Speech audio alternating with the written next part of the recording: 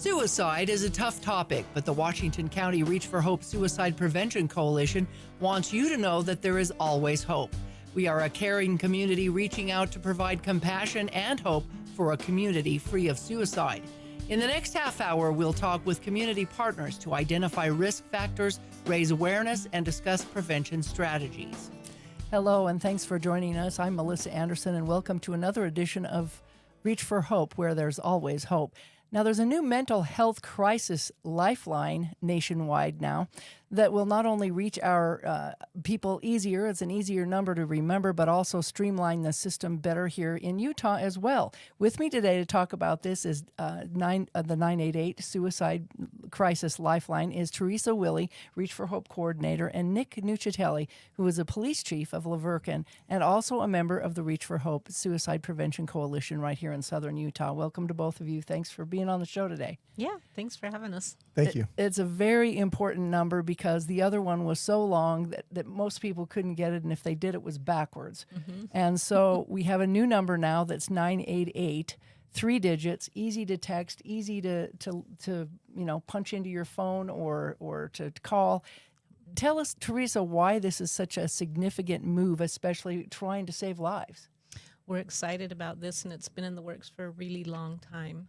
It's taken a lot of years to get the infrastructure in place to where they could use it, but it's exciting because not only is it designated specifically for mental health crisis, but it's also a direct link. So when you dial that number, or text it, you have the opportunity to either choose the vet line or the regular lifeline, and it will go directly to a mental health crisis worker. So not only is it designated for mental health and substance abuse issues, but the nice part is it will get you there much quicker. Yeah, and I understand it works a little differently here in Utah than other states. We have something set up that others don't with Huntsman. Tell us about that. Yeah, so nationally, that call will get rerouted to one of several different call centers and then go back to the state. In Utah, we're a little bit ahead of the game, which we're really excited about. It will go straight up to the University of Utah, where you'll be in touch with a master's level mental health crisis worker, and then that number will get be rerouted straight back to local MCOT, so mobile crisis team, that can come out and help if needed, if they can't take care of the call in Salt Lake. Now, tell us a little bit about MCOT. I know it's here in southern Utah. I don't know, is it statewide, and what does it do? We do have MCOT teams statewide, but it's the Mobile Crisis Outreach Team. And so anytime someone's in a mental health crisis, I like to think of MCOT as the first responders for mental health. So they will be dispatched, and then they would go out and see if they can help that individual, if they need to be transported, or if they just need to get some a little bit of soothing right there in person. They can take care of it that way too. But it's really great because these guys respond and they're able to help someone defuse or help get them some treatment or some help for mental health crisis. Yeah, and this is 24/7, just as if you had called 911, but you don't. You call 988, and this all gets routed right through a different number. And that frees you up as police officers. Nick, tell us about how this is so great because it allows you to do your job in a different way, in a different manner. And I know that you're trained a little bit, on some mental health response times and things, but this is not what you do for a living. Tell us about how this number is going to help you out. Yeah, 2 things to cover is over the last couple of years, the legislature has passed some new laws having law enforcement officers throughout the state be trained in mental health crises. Before that, I thought Utah was really, really ahead of the curve. We have what they call crisis intervention teams, and officers would go through a 40-hour class specifically on mental health issues that related to different, medical crisis emergencies. And so we were fortunate enough to kind of be part of that initially, and now with 988, it's going to make it even easier because, like Teresa talked about MCOT, they're kind of like the first resource now where they're going to go to get that response.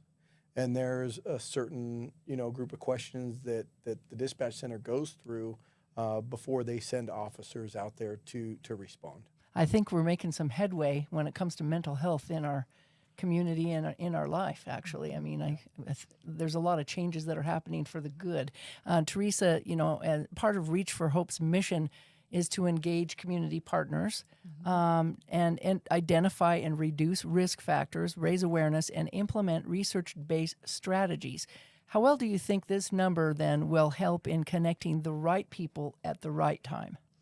Well, obviously, it's going to help us get mental health crisis workers in place immediately.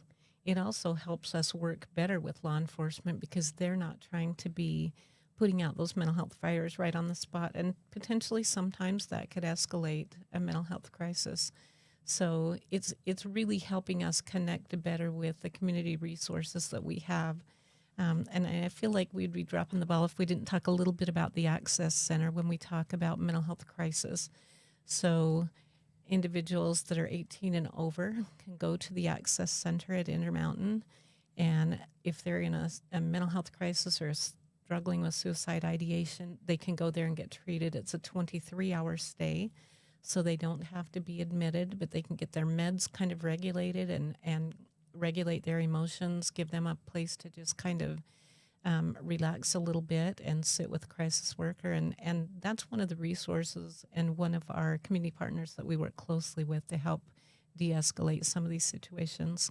Exactly, and that's giving them the help that they need at the right time. Mm-hmm. So, Chief Nuccitelli, you've probably had incidents where it's not always good for police officers to show up at a scene where someone's wanting to take their own life, and there could be a time where they might want you to do it for them.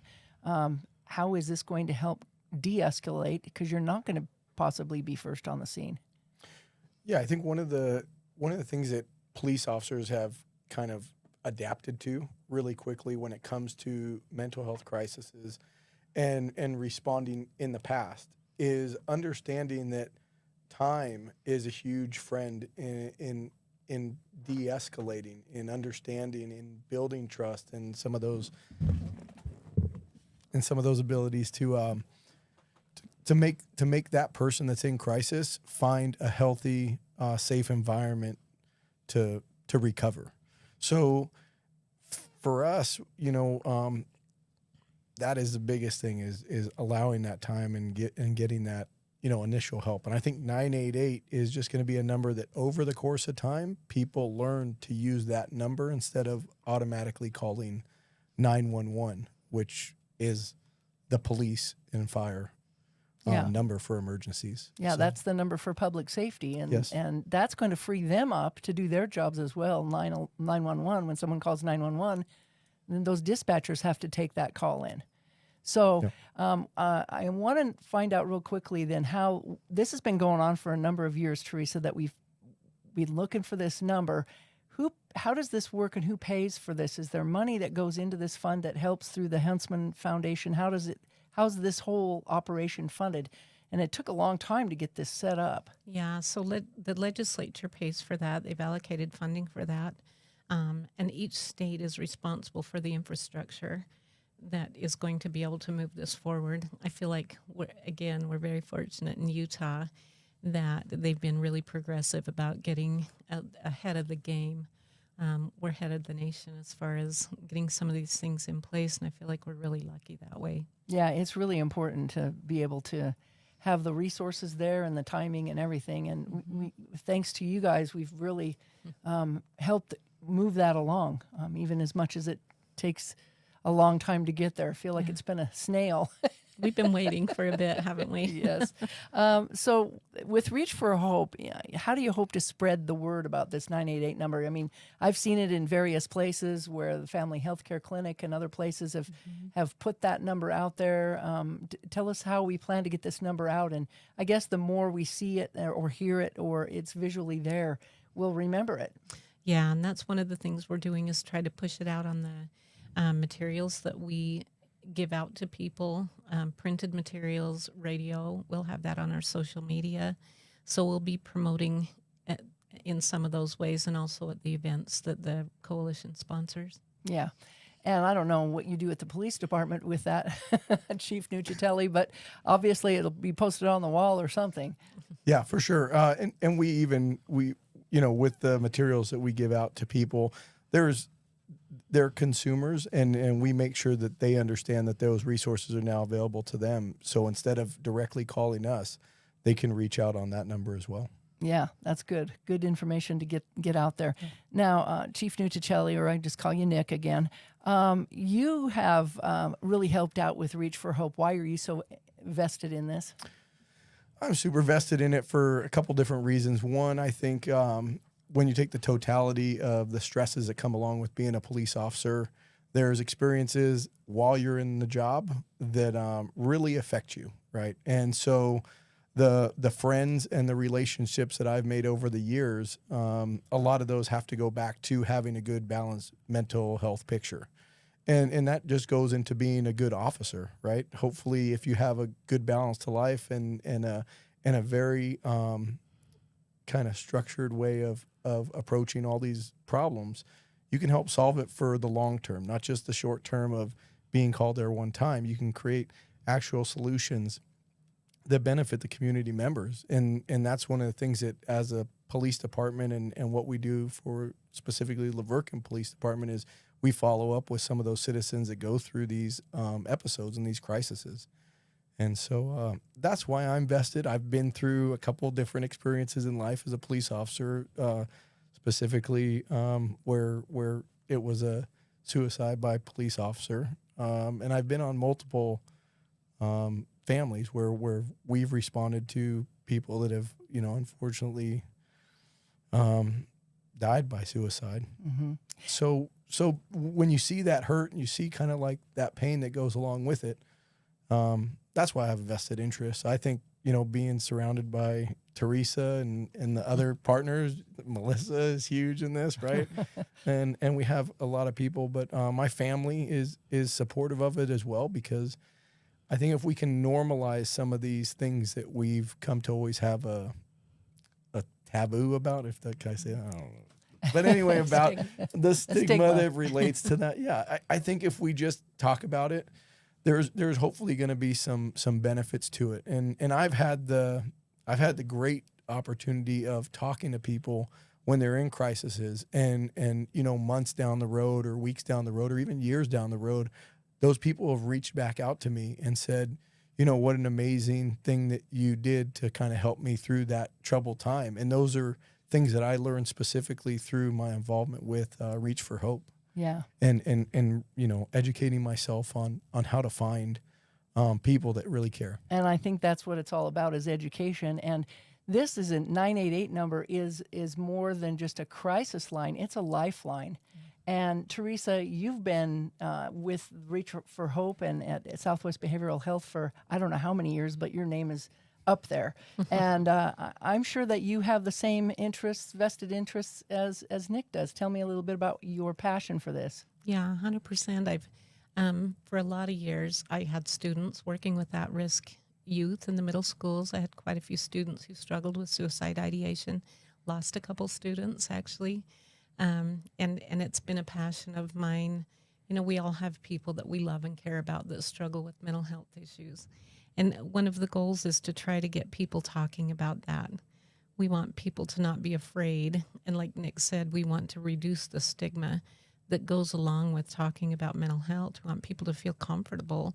And I think just the fact that we have designated this 988 number to mental health crises reduces the stigma, because it helps people understand that this is a big enough issue in society that it's worth designating a specific crisis line to that.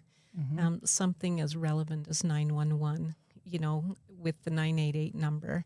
And so that, to me, speaks volumes to the fact that there are a lot of people struggling. And once we know that we're not alone in those struggles, we're a lot more likely to reach out and feel comfortable that other people suffer from that too, and it's okay to get help. Yeah, it definitely is. Now, Nick, you have also a invested interest in this with some Bandolero race cars. Tell us a little bit about your Bandolero projects and what you have. Sure.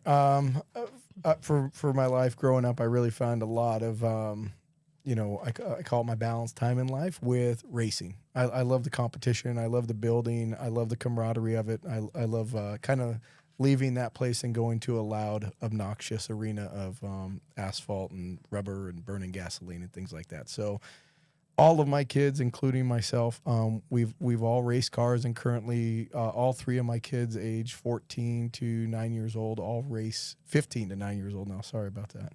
All race cars, and you could see by the pictures they're performance cars that I asked Teresa if we can continue to get the message out there with the 988 number and how I could help. And I think that with the young people involved and kind of getting that ball rolling with them showing it, maybe some kids will find that number to be even more accessible. So it's on the side of the race car.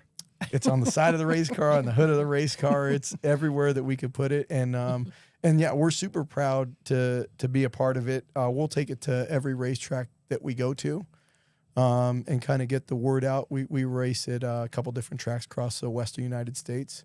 So it won't just be in our community, but it'll be in the community of Arizona. It'll be in the community of Idaho and in parts of California as well. So if we could just kind of get that spread out there, I know my kids are going to be super happy about that and kind of continue to inform people that not just do they have a cool race car, but they have a race car that gives an even broader message to some of the new things that are available to people out there. And you had it in a parade recently. Tell me about that. How did that go? Yeah, so we had a friend of mine at T-Rux Trucking, has a flatbed tow truck, and I asked if we could put the car on there. We got a fresh wrap on it with the 988 numbers and Live on Utah campaign, and it was really powerful. And they had a blast. I put the little one on the back of the tow truck. My daughter was in a soapbox derby car.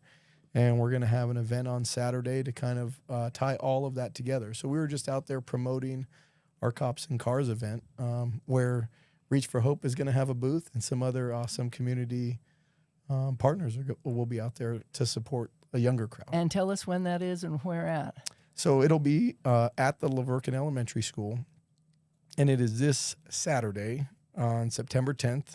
We kind of do it to honor first responders.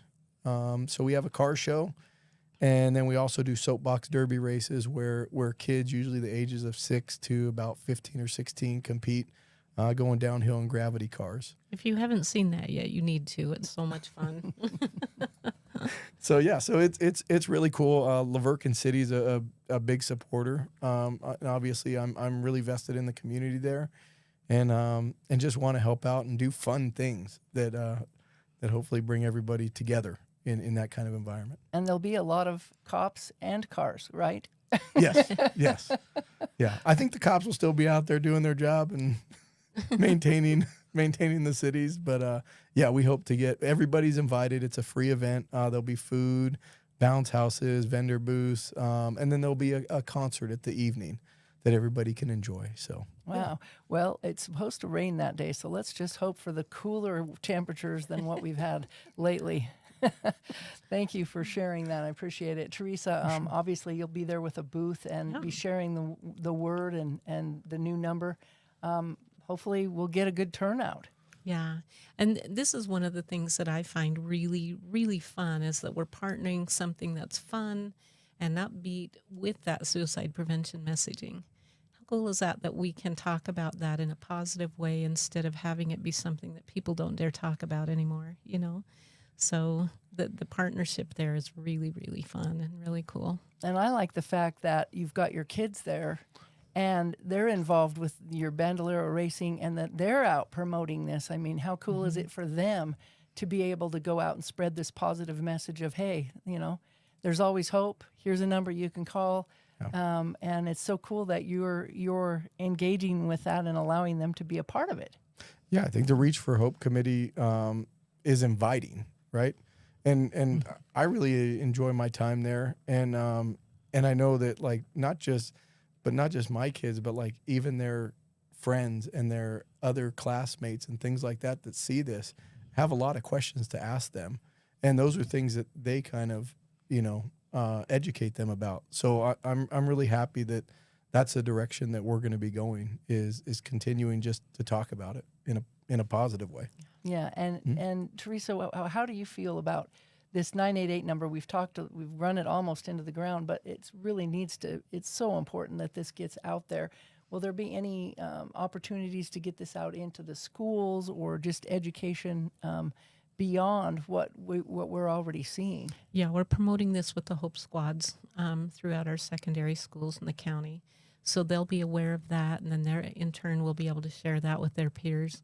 That they'll know that's one more resources that they can use in addition to Safe UT, in addition to the Live On campaign, which they have some really fun new things that are coming up with that as well. They just did a launch for suicide prevention training, and it's a 10-part series through Instagram. It's the very first of its type on Instagram, and you can go, yesterday was the launch, and so they're now opening up one new lesson each day for the next 10 days so that people can really get some in-depth training on suicide prevention. So we have those really great 3 resources that we're trying to push out in every area that we work in. With our members on our Reach for Hope coalition, they can take that information back to their respective agencies and organizations, and then of course through the schools.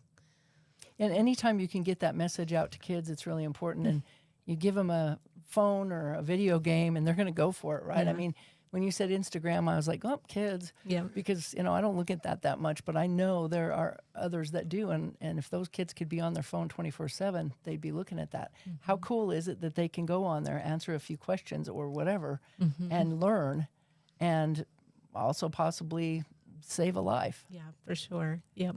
So many good resources, how to get help for yourself, how to give help to other people, and it's right there where people live in their phone. Yeah, unfortunately, right? Yeah. When we were kids, we used to ride on a bike, and we never even went home till it was time for dinner. That's right. Sometimes we didn't even make it home for dinner.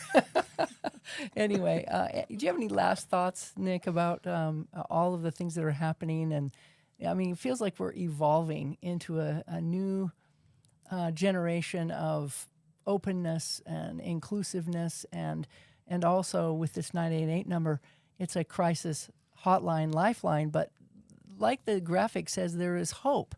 And that's, one thing we've always said with Reach for Hope is there is hope. Yeah, I mean, I think coming from the cop background, right, of a number of years, is there's always this trust thing.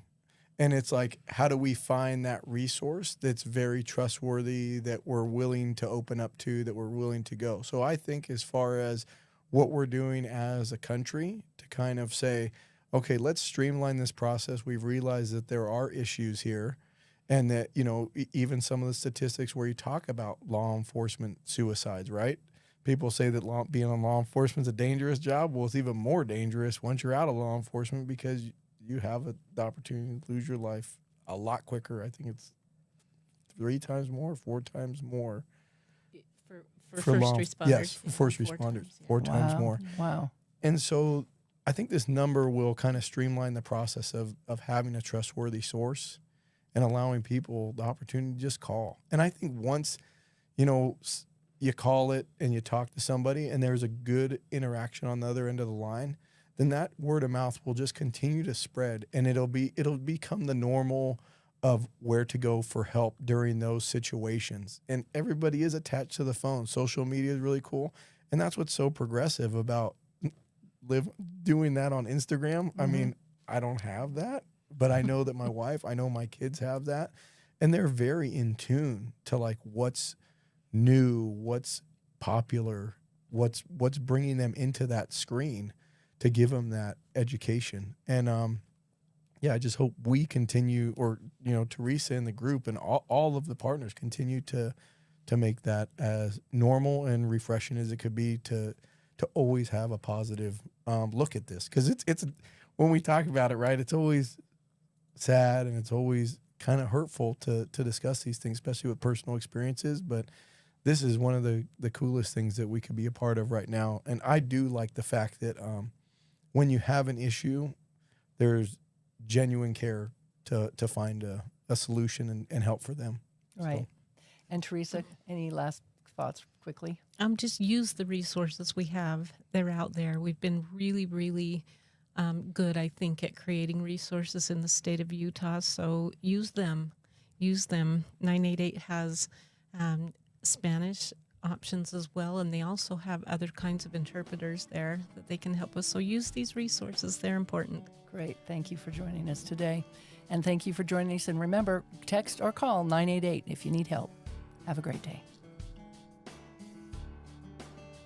The Reach for Hope Coalition wants you to know that we care about you and we are here to help. If you or someone you know is thinking about suicide, reach out. You're not alone. To access resources for yourself or others, visit our webpage at reachforhopeutah.org. That's reach4hopeutah.org. If you are experiencing a crisis, please call the Suicide Prevention Lifeline at 1-800-273-TALK, because you matter and there is always hope.